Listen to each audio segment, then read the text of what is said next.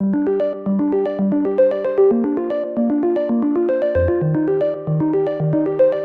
tardes a todos, gracias por venir. Mi nombre es Julián Quintero, como decía don Paco Almeida, y lo primero me gustaría empezar agradeciendo a la organización del foro, a la organización de este evento, por permitirnos este cachito y permitirnos esto como una plataforma para exponer lo que es la sala.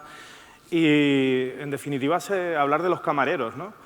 A mí me gusta siempre recordar a las personas que me han ido dando consejos a lo largo de la vida profesional. Uno de ellos fue mi abuelo, una persona muy referente e importante en mi vida, que permanentemente me da consejos que en ese momento quizás no lo supe apreciar. Tuvo que pasar el tiempo para darme cuenta que los consejos, los aportes que me iba haciendo a lo largo de su vida iban a ser determinantes, ¿no? Y por este motivo, pues a mí me gustaría empezar con la presentación. Si puede ser, ¿se ve? No, dale atrás. Vale, esperamos un segundito, empezamos con el tema de la presentación, porque para poder hablar de la sala, pues no es lo que yo pienso. En definitiva, mi influencia, mi entorno de amistades, mis hobbies, están todos relacionados con el mundo de la gastronomía, también relacionados con el tema de la sala. Y entonces, para investigar, indagar un poquito, pues la verdad que fui a los referentes. En este caso, el primero que hice la consulta es lo que decía Joel Robuchon. Robuchon es un maestro, quizás el influencer más grande para mí de la gastronomía, y este señor ya nos estaba hablando de la sala hace pues, unos 20 años, de la importancia que tiene la sala, el profesional de sala, como parte integrante, como parte destacada dentro del restaurante. Yo no sé a quién ni en qué momento se hizo como esa división, esa fragmentación entre la sala y la cocina, cuando van de la mano. Es un único negocio y se tiene que entender como tal. Él ya nos hablaba de ese 60-40, de ese 60-40 de experiencia en sala. Vamos a seguir por aquí. Este señor ya nos hablaba de esa importancia, del 60% del éxito de un establecimiento de restauración se le atribuye a la sala y un 40% se le atribuye a la cocina. Seguro que todos tenemos en mente un establecimiento de restauración que tiene una cocina muy buena, pero que tiene una sala mediocre y que tiene un servicio que no es bueno. Y esos intangibles hacen que yo pues, decida si repito en ese establecimiento. También nos encontramos con sitios que quizás su gastronomía, su cocina, quizás no sea la más destacada, y de pronto nos encontramos con un ambiente en sala, un no sé qué, ese servicio, ese conjunto de acciones que nos ofrece el profesional de sala que nos invita a volver. Esa parte, esa experiencia, que ahora se habla mucho de esa experiencia emocional que nos hace disfrutar de un establecimiento de restauración. Luego, por otro lado, siguiendo un poco la estela de lo que dice Joel Robuchon, le preguntamos a don Juan Moll y nos está comentando que, bueno, pues si tenemos una buena gastronomía pero tenemos un mal servicio, los clientes no vuelven. No creo que nadie monte un restaurante sin pensar que ese cliente, no, que venga una vez, pero que repita y que traiga, que sea el prescriptor de mi negocio y que además lo vaya diciendo por ahí y que venga. Y además otra cosa fantástica que hacen nuestros clientes es que con este aparato y 4G, sobre la marcha, si la experiencia es la que él espera o estamos por lo menos a la altura de sus expectativas, nos volverá a ser prescriptor nuestro y nos invitará o invitará a los demás a que vengan a hacer la visita a nuestro establecimiento, básicamente por lo que le estamos ofreciendo experiencial en una sala. Luego se me ocurre mirar a otro gurú. O sea, nombraba antes a mi abuelo como persona influyente en mi vida personal, pero luego estábamos viendo a esta persona que es una de las personas carismáticas, yo lo entiendo así, dentro de la gastronomía, y vuelve a ser una referencia acerca del profesional de sala. Y por otro lado, ya lleva más de 10 años con este mensaje: cuiden al profesional de sala, hagan a profesionales de sala, vamos a intentar dignificar ese oficio. Vi un vídeo hace poco muy chulo. El vídeo estaba rodado en Las Canteras, no lo vi aquí, lo vi en la península, estaba rodado en la playa de Las Canteras y de repente se ve un primer plano, un señor mayor, de una edad, con bigote característico, se acerca a ese primer plano, se abre y dice: yo soy brilloterapeuta. No entendí aquello que quería decir, se empieza a abrir el plano y se ve ese señor en la playa de Las Canteras. Y se va hacia una caseta y saca una sombrilla y dice: soy brilloterapeuta.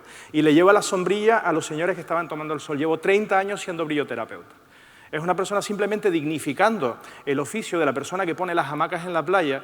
Es una persona que ama su profesión. Si además todo el conjunto respeta a esa profesión, quizás esa persona se siente mucho más realizado. Va a cobrar lo mismo, pero en definitiva el sentirse realizado yo creo que es una parte importante dentro de nuestra profesión. Pues seguimos indagando y me encuentro con este señor. Guillermo Cruz, quizás una de las personas para mí referente también, sumiller, maître de Mugaris hasta hace poco, ahora está trabajando con otro proyecto en la Ribera del Duero, una persona, un gran influencer de las tendencias, y hace como 2 años me voy al restaurante y me habla del hombre de gris. A ver, Chacho, dentro de todo esto sabemos que hay mucha farándula, que quizás hay muchas cortinas de humo, ¿de qué me estás hablando? ¿Y qué es esto del hombre de gris? Explícame. Y él me hablaba de esa comunión entre la sala y la cocina, entre ese entendimiento necesario entre el profesional de cocina, que en definitiva también es el prescriptor de ese agricultor, de ese ganadero, de ese pescador que le lleva esa materia prima, que la transforma con mimo y que además esta otra persona tiene que vender al cliente y contextualizar aquella venta. Y esta persona la ha conseguido. De hecho, consiguieron hace 2 años estar en la revista 50 Best, que no sé si la conocen, que su restaurante, que estaba un poco anclado entre los 10 mejores del mundo, estaba reconocido en el puesto 10 de los mejores restaurantes del mundo, es un restaurante Mugaris que está en Guipúzcoa, de repente pasa al 7º lugar. ¿Casualidad o causalidad? Yo no creo en las casualidades. Yo creo en la causalidad. Yo creo que la sala tuvo una parte importante, y además que teníamos algunos alumnos canarios allí trabajando dando el caño, yo creo que se lo decía a él, digo, tiene que ser los canarios que han hecho que estemos en un mejor puesto. Bueno, esto bromas aparte. Luego, por este lado, estaba viendo, a mí me gusta mucho también otro referente, otro gurú de la gastronomía, que es Abel Valverde. Trabaja en un restaurante de Madrid, 2 estrellas Michelin, y nos comentaba además las dificultades que tenemos actualmente para encontrarnos con profesionales de sala. Actualmente me dedico a la formación en un instituto y nos encontramos con dificultades para que la gente quiera ser camarero. Además vemos que ser camarero es como cualquiera. ¿Ustedes creen que cualquiera puede ser un profesional de sala? Nuestras expectativas, veo a gente que no asiente. Nos vemos muchas veces esa dificultad, profesionales reconocidos dentro de la gastronomía, en la cocina, que tienen muchas dificultades para encontrar profesionales formados con conocimiento, amantes de su oficio, para defender su propuesta, para defender su negocio. Yo creo que nos estamos encontrando con dificultades y creo que pasa por la dignificación del oficio, porque entre todos dignifiquemos el oficio del camarero para que la gente quiera ser camarero. Claro, lo que pasa es que el profesional de sala está rodeado de una serie de aspectos que son intangibles, que realmente sí son cosas que siente el cliente, pero ¿y dónde está lo que puedo ver? Aquello que yo le llamo, lo que le digo a los chicos, lo instagrameable, es decir, esto que se pueda sacar una foto y que luzca guay, ¿no? Lo que se viene a llamar ahora como el postureo, ¿no? Este chico es Abel López, es un profesional destacado dentro del mundo de la coctelería, y que además, cogí este ejemplo porque es una persona también destacada porque empezó como barista, empezó pues haciendo café y jugando un poco con el tema de las texturas y fabricando conceptos como el que vemos aquí, el coffee art. Pero ustedes saben, si lo tenemos que contratar a este señor, ¿de qué va a trabajar? ¿De qué le van a contratar? De camarero. Es un camarero. Es un profesional de sala especializado, por un lado, en la coctelería, que puede ser tangible y que se ha puesto de moda, y por otro lado, en el de barista, en este caso, que es el especialista en hacer cafés y en el coffee art. Pensando en esta idea, en descubrir todos estos tangibles, pues empezamos a darle la vuelta hace un par de años y compartir por otra frase que le escuché decir a Ferran Adrià, que nos hablaba de la multidisciplinariedad. Y a mí esa palabra, la primera vez que la escuché, no la supe encajar, y de pronto cuando la explicó nos decía, mira, es que yo si quiero poner un plato en la mesa, no le voy a decir al ceramista cómo quiero el plato, voy a pedir la opinión del ceramista para que me diga y me dé consejos y me aporte ideas de cómo lo podemos hacer, y al mismo tiempo vamos a hablar con el cocinero para ver pues, los contrastes cromáticos y la idea que él tiene, si puesta en ese elemento, en ese plato físico, pues da el resultado que esperamos. Y por otro lado le vamos a preguntar al profesional de sala para ver si tiene dificultades para llevarlo a la sala y exponerlo en la sala como corresponde. Pues inspirado en eso... Todo esto, lo importante es que decidáis lo que os dé la gana, que nadie os diga lo que tenéis que hacer. Pues tenéis que tener este conocimiento, y a partir de aquí, pues decidir. Y esto pasa con los negocios, pasa con la cocina, y sobre todo, que no estéis solos los cocineros, chicos y chicas. Hay una gente de sala que sin ellos no sois nadie. ¿Vale? Y no vayáis de estrellas. No es que yo, porque la sala es tan o más importante que nosotros. Cuando yo empecé la cocina, lo que era muy importante es que era la sala, no los cocineros. Y no olvidar esto. ¿vale? Pues los tenemos abandonados, hay el Masterchef, el Top Chef, todo, pero no hay, ¿vale? Esto es la sala, ¿y qué pasa? ¿Qué está pasando? Que cuando montes un restaurante no vas a encontrar gente de servicio, ¿vale? Y entonces si montas un restaurante de servicio es un desastre. Entonces, tenéis que hacer, ¿vale? En conceptos diferentes, y si montáis un restaurante pequeñito, no tenéis que diferenciar tanto de sala y cocina. Puedes trabajar en la sala y la cocina. En el Bulle habían chicos y chicas que trabajaban dentro y fuera. Al final, bueno, tienes que conocer todo. O venga familia, esto, sobre todo disfrutar, como decía Johan Cruyff, ¿vale? Salir y disfrutar, ¿vale? Yo creo que la frase o la lectura que podemos hacer de un gurú de la gastronomía como Ferran Adrià, que tenga la deferencia de hablar de la importancia, vale un puchero. Es decir, es un señor que lo que está diciendo es verdad absoluta, porque la dificultad no la encontramos ahora, la dificultad real la vamos a encontrar dentro de 4 o 5 años, que vamos a tener auténticas dificultades para conseguir profesionales en Canarias que defiendan nuestros productos, que defiendan nuestra gastronomía. Tenemos que hacerlos. Tenemos que hacerlos, y entre todos yo creo que podemos intentar pues hacerlo. Por otro lado, ¿dónde hacemos a los profesionales de sala? ¿Creen ustedes que se requiere de formación actualmente? En el contexto nacional yo aluciné no hace mucho en un foro, y entonces estaban hablando de temporalidad y estaban hablando de bilingüismo, y en ese momento digo, pero ¿realmente están hablando de Canarias o yo vengo de otro planeta? Yo sé que vengo del Hierro, que no hay mucho desarrollo turístico, pero toda mi vida profesional la he ejercido principalmente en Tenerife y luego fuera de España. Y entonces cuando me encuentro con gente que está hablando en Canarias de bilingüismo, digo, vaya rácano. O sea, ¿pero dónde vamos? Si es que cuando se van los alemanes vienen los nórdicos, y cuando se van los nórdicos vienen los rusos, y cuando se van los rusos vienen los franceses. Por cierto, hemos perdido una cuota de 500.000 de turistas franceses en Canarias. Para mí es alarmante. No podemos permitirnos que se nos vaya ni un turista. Todos los turistas tienen que venir y tienen que seguir viniendo aquí. Y la consecuencia de eso es por una cuestión de comunicación. Si no me puedo comunicar con un francés, ¿creen ustedes que este destino puede ser atractivo para él? La dificultad además es mía. Mi responsabilidad como profesional de sala es vender. Y si el que estoy interesado en la venta soy yo, soy el primer interesado en comunicarme con esa persona. Con lo cual entiendo urgente que hagamos entre todos políticas de movilidad con nuestros estudiantes, que no tengan miedo a los idiomas, porque nuestra realidad es completamente distinta a la de otras zonas, con lo cual es nuestra responsabilidad que la gente aprenda idiomas para poder comunicarse, para ser un buen profesional de sala. Porque es la base fundamental, me tengo que comunicar. Aquí, no sé qué pasó, vamos a esperar. Resulta que el año pasado me pongo en contacto con otra persona muy importante, y le digo, oye, pero con este mensaje, o sea, ¿dónde voy yo? Porque me siento un poco la Greta Thunberg de los camareros, es decir, un poco predicando en el desierto. Digo, vamos a ver si esto también es una cosa que pasa con el restaurador. Y me pongo en contacto con este señor, con un 2 estrellas Michelin, con un grupo muy importante, muy potente en el País Vasco, que quizás sea la meca para los restauradores, y le pido consejo, y me hablaba de la formación permanente. Esto no es una cosa de yo aprendí hace pues 30 años y ya me olvido. Para mí es una necesidad, lo entiendo como una necesidad urgente, estar permanentemente en formación. Y además tengo como esa necesidad de hacerlo. Si no estoy formándome, creo que me quedo detrás. ¿Y por qué? ¿Por qué me planteo eso? Básicamente, hace 30 años trabajaba en un restaurante que aspiraba en Tenerife a tener la primera estrella Michelin, este bien tan codiciado actualmente, pero que por fin tenemos, y hace 30 años no había. Y este señor pues aspiraba a tener esa estrella Michelin, y uno de los platos estrellas que teníamos allí era el pimiento del piquillo relleno de bacalao. Sí, le estoy hablando de ese que ahora viene en una lata que me compro en Mercadona y la pongo tan buena como el de hace 30 años, pero hace 30 años era una novedad. ¿Es necesario estar en permanente cambio? Claro.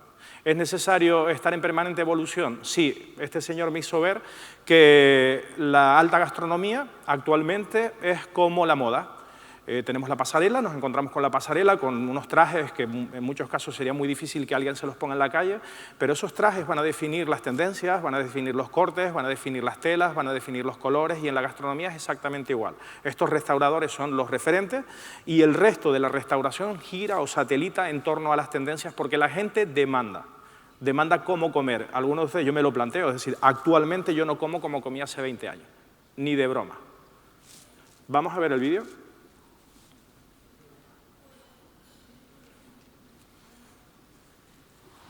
Bueno, formarse es muy importante. Sabemos que, lógicamente, es el suelo sobre el que pisamos, ¿no? Y el que nos va a dar, de alguna forma, esas pautas, ¿no? para manejarnos en nuestro día a día. Pero también es importante saber que en este mundo cada vez más competitivo lo que tenemos es que manejarnos en ideas muy flexibles, ¿no? Por ejemplo, estar muy activos en esa vocación de tratar de estar al día. Y yo creo que en ese sentido los que mejor lo van a tener, los que más preparados van a estar, son los que se actualicen constantemente. O sea que la educación actualizada yo creo que debe de ser lo que debe primar en la búsqueda un poco de capacidades, ¿no? Para estas generaciones que de alguna forma no solamente lo tienen que hacer mejor que nosotros, sino sobre todo mucho mejor que otros. O sea que os animo a eso, a prepararos y prepararos con las mejores armas posibles. O sea que actualizarse. Esto ni siquiera iba dirigido a alumnos. Esto estaba dirigido al equipo docente. Y este era un mensaje muy claro, o sea, renovarse o morir. En gastronomía no podemos estar pensando en un estilo setentero o de los años 80, porque la realidad, o sea, estamos en 2020, ¿no? Prácticamente.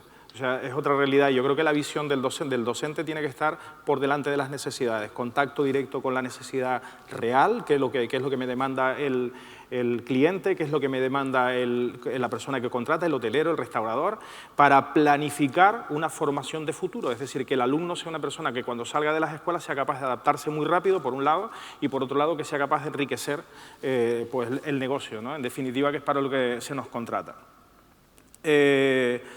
Y bueno, el contexto del resto de la ponencia, que pues estaba muy relacionado con la venta. Para que esto no se dilate, me gustaría pues enseñarles otro pequeño vídeo, una película que me encanta, seguro que alguno ya viendo a Guido por aquí pues lo podrán relacionar. Vamos a verlo. No, no me lo creo. Sí, la oscuridad. Oh, eres un genio. Más soy grande y menos me ves. Solución, la oscuridad. Bellísima. ¿Inventó usted esta adivinanza, doctor? No, pero tú la has resuelto en 5 minutos y yo tardé 8 días. La oscuridad. Aquí tiene salmón, ensalada y una copa de vino blanco.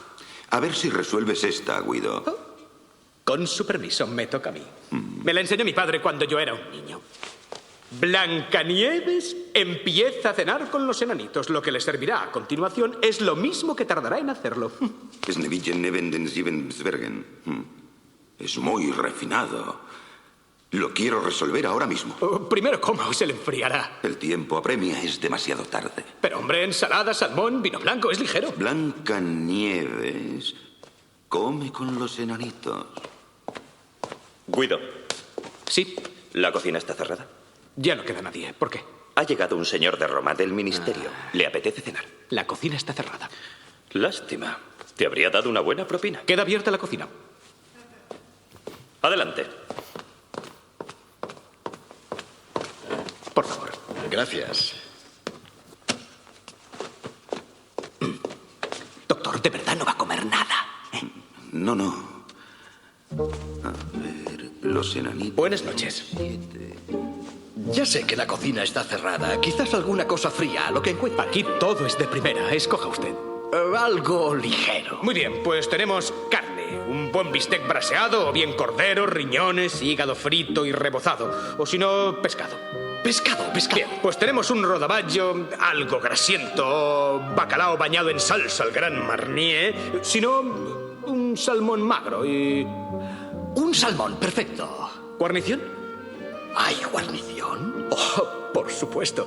Tenemos setas muy fritas. O puré de patatas mantecosas a la mantequilla de Nancy con bechamel esponjosa o... ¿No tendría un poco de ensaladita ligera? Si no, nada. ¿Una ensaladita ligera? Vaya, porque las setas muy fritas eran de verdad excepcionales. O sea que pondremos una ensalada ligera, salmón magro y una copita de vino blanco. Perfecto, lo más rápido posible, por favor. Haré lo que pueda.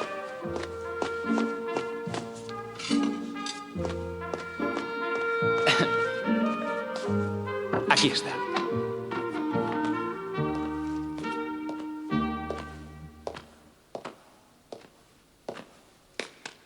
Lo que les servirá a continuación es lo mismo que tardará en hacerlo. ¿Justo? Justo. Blancanieves y los 7 enanitos. Buenas noches, doctor.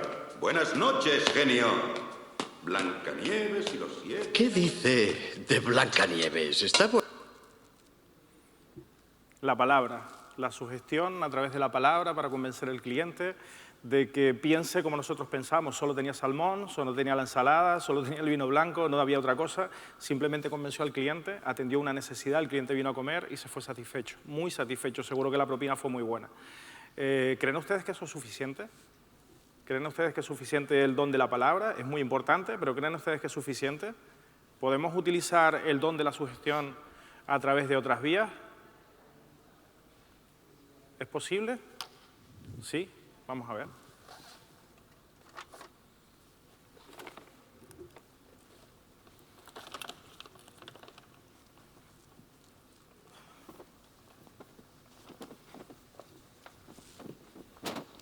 Hola. Sí. ¿Qué tal? ¿Me permite? Sí.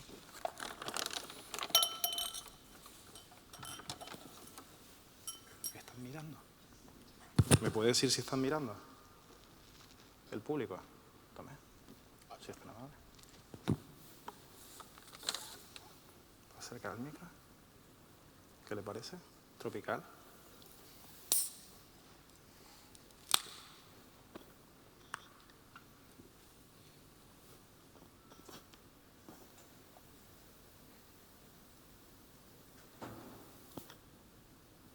De nada. Aquí tiene.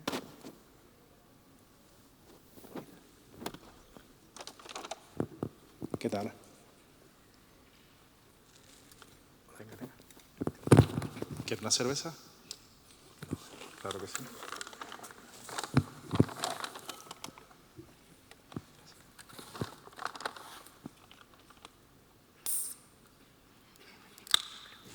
Gracias. Ya lo tiene. Ya lo tiene, ya lo tiene. ¿Me permite?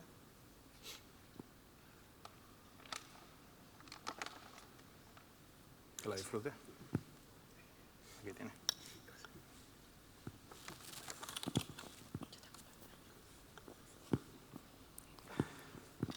¿Se tomaría una cerveza? No tengo más, qué pena.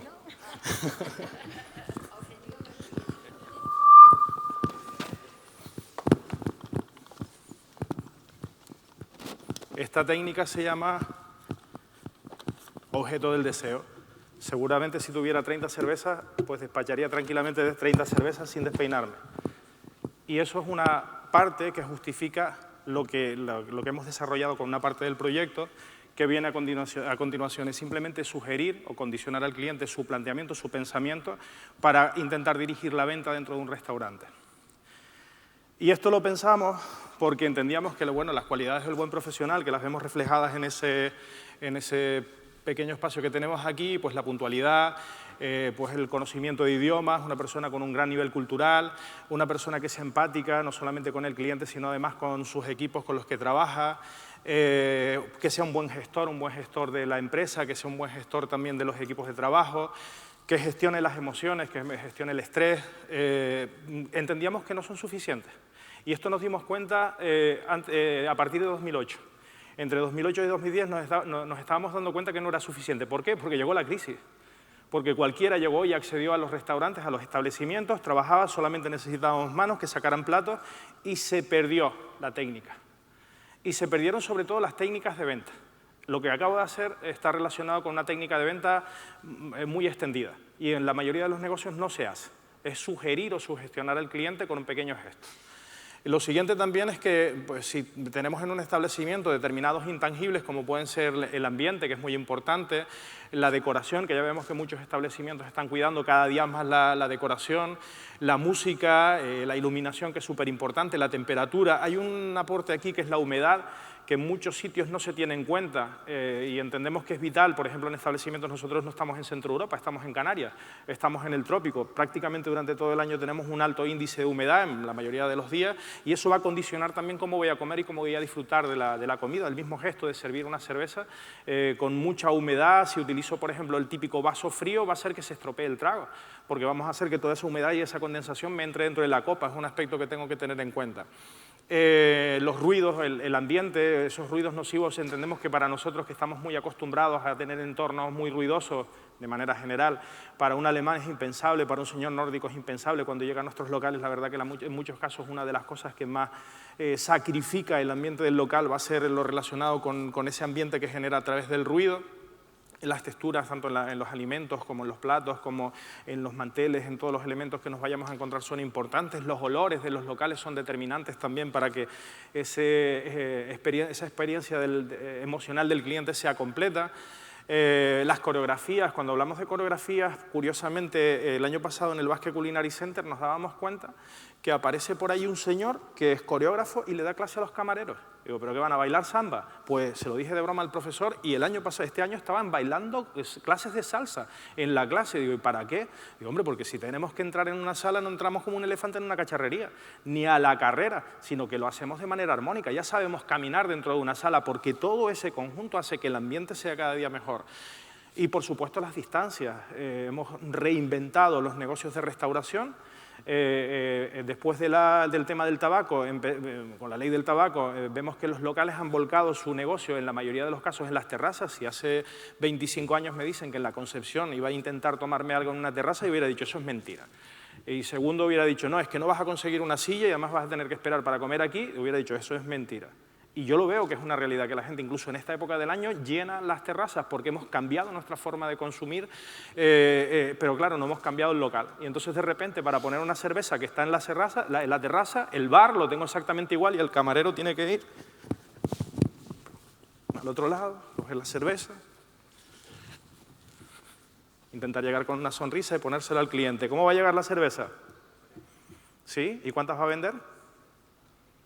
¿Y cuántas va a servir? ¿Y quién quiere hacer una maratón cada día? Yo creo que es determinante también para intentar pues, cambiar un poquito esto. Los tangibles. Lo que hemos hecho es un poco trabajar sobre pues, aquellos elementos que puedan ser fotografiados, que puedan ser visibles. ¿Cómo lo ideamos? Pues preguntando mucho. Nos íbamos a los restauradores y les preguntábamos, oye, ¿qué te gustaría tener en tu local? Y dime qué no harías nunca en tu local. Y preguntando, pues, llegamos a una serie de conclusiones para desarrollar bueno, esta idea que teníamos, que es un poco loca. La teníamos que justificar porque aquello económicamente, el plato se tenía que poder poner en la mesa, se tenía que hacer y se tenía que poner en la mesa. Por otro lado, teníamos que plantear bueno, que nos salieran las cuentas, que aquello fuera económicamente factible, viable. Los tiempos, el tiempo de duración, las interacciones con el cliente, no podemos pretender pasar de un servicio tradicional, pasamos a un servicio directamente de escoger el plato y llevarlo a la mesa para intentar reinventar aquellos ese sistema tradicional de hacer los platos in situ, que tampoco nos parecía, y empezamos a desarrollar la idea por ahí. Y otra cosa es que no fuera caro. El empresario le espanta cuando le hablas de dinero. Entonces, a partir de ahí, pues sacamos esto. Y vamos a ver, por favor, fíjense no en el plato en sí, vamos a fijarnos en las técnicas que hemos intentado elaborar y bueno, espero que les agrade.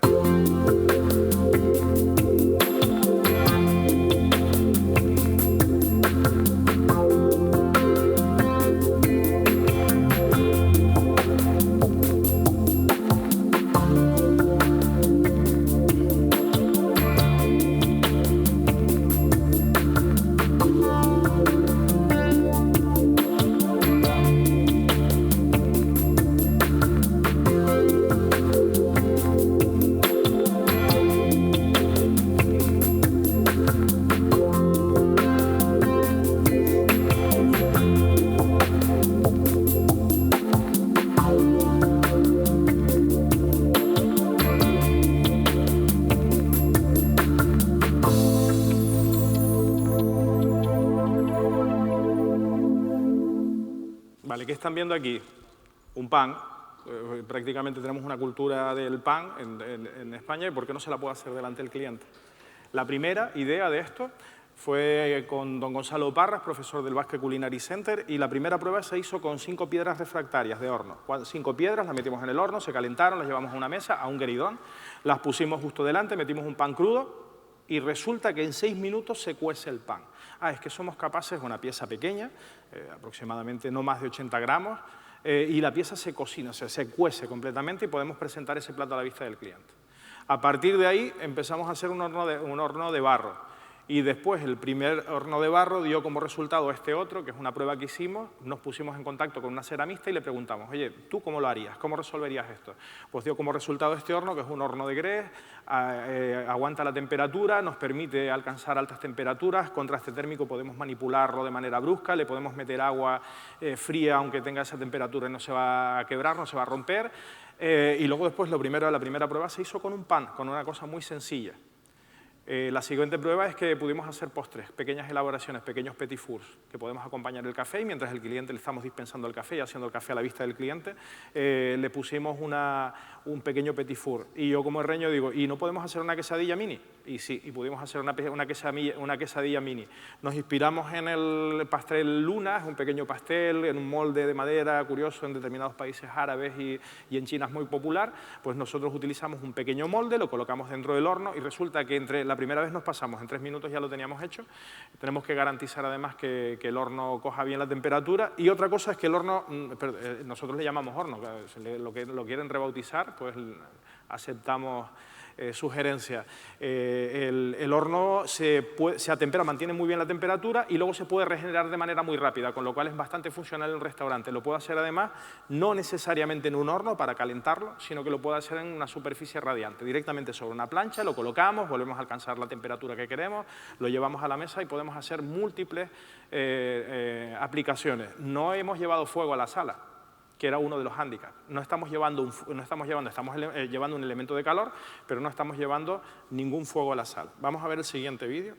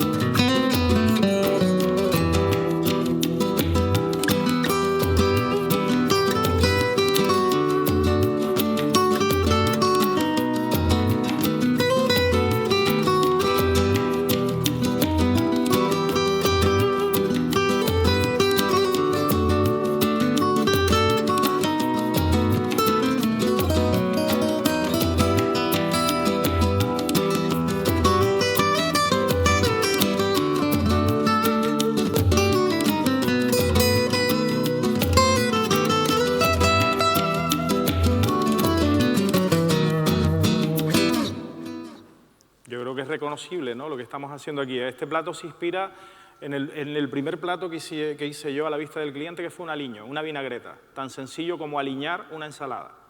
Y yo pensando, digo, bueno, pues esto es como muy popular y está muy extendido y en la mayoría de los sitios esa primera interacción, manejo de pinzas y destreza delante del cliente va a ser una vinagreta, y nosotros que tenemos en Canarias un catálogo de mojos, que en cada casa hay un mojo completamente distinto, porque no podemos hacer un mojo a la vista del cliente.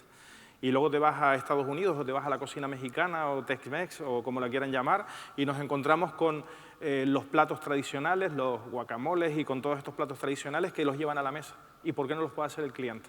Y nos inspiramos en esto para bueno, ¿por qué no extenderlo y enseñar en un aula por qué un alumno sabe hacer un pollo al chilindrón y por qué no sabe arrugar una papa? Entonces lo llevamos a nuestro terreno y por esto entendemos que las personas tienen que ser conocedores de su gastronomía, de su cultura y poder llevarlo a la mesa y además con orgullo.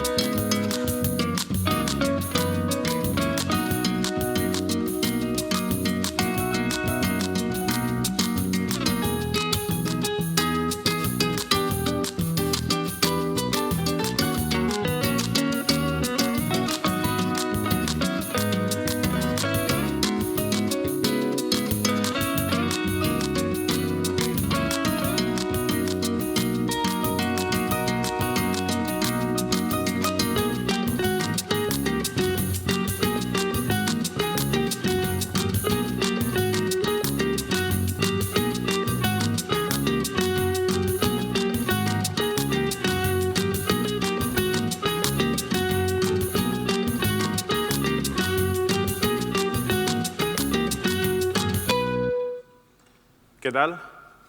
Voy a hacer una cosa. Imagínense ahora, solo por un segundo, que yo voy a su mesa.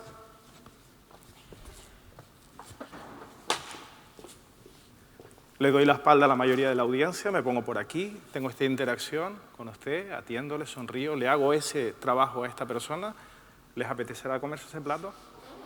¿Seguro? Es una parte de la seducción, una parte de la sugestión que perseguimos con estas elaboraciones. Vamos al siguiente.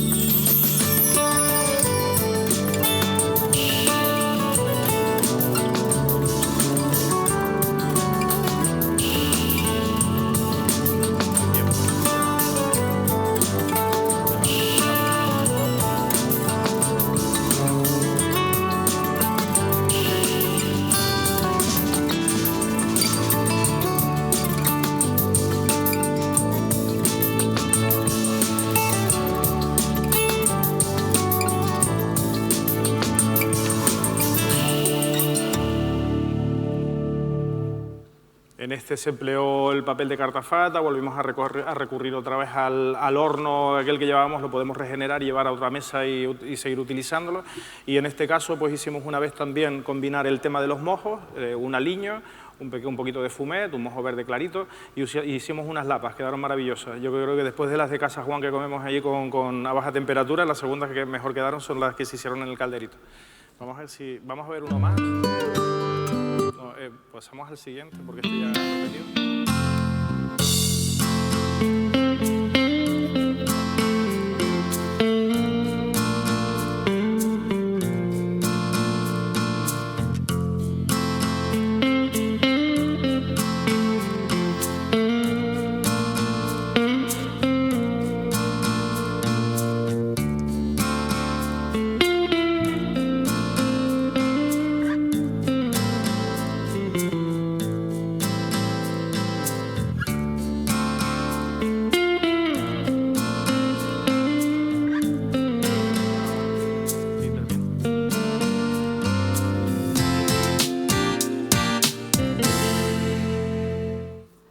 Para terminar como postre una piña reña no podía faltar y un poquito de mojo de queso, un helado de queso. Esto es un breve resumen, una cosa muy comprimida para dar en 40 minutos. Yo soy un enamorado de la sala, un enamorado de la restauración. Creo que bueno, entre todos tenemos que impulsar porque es parte de nuestra responsabilidad con el sector turístico. El turista viene, el visitante viene, se aloja, pero yo entiendo que come como mínimo 3 veces al día y son muchos millones de oportunidades que tenemos a lo largo de un año para poder dar a conocer lo nuestro, para dar identidad a nuestro turismo, a nuestro patrimonio y bueno, pues es una lucha que seguimos a diario en las escuelas y en los restaurantes para intentar pues ponerle un poquito de cariño a lo que estamos haciendo. Teníamos algunas otras con cafés, por supuesto los servicios de bebidas, los servicios de nuestros vinos, dándole un poquito la vuelta a esa interacción con el cliente. Yo espero que haya sido de su agrado y bueno, pues encantado de estar aquí, la verdad que es un placer. Muchas gracias.